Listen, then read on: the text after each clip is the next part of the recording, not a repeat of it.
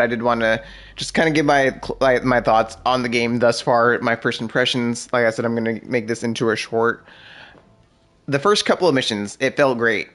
Even the prologue felt great. It felt like Bond was back.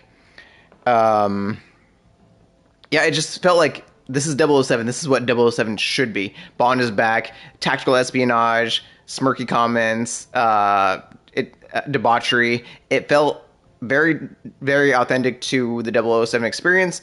It was great. I loved, especially like I said, whenever you're going for the money to get into the bid, there's like multiple routes you could take, different things you could do, and it was like all up into interpretation on how you could go about said mission.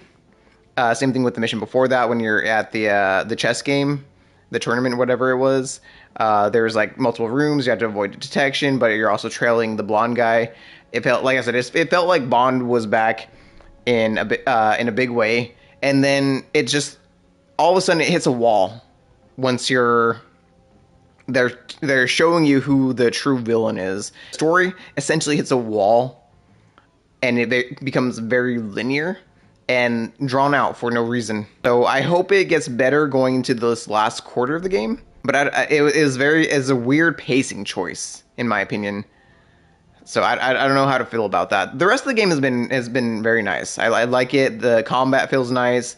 The gunplay feels nice. There's a good balance between stealth, combat, gunplay, and then a mixture of it all together somewhere in between, like just kind of mixed randomly throughout. It's nice. It feels nice.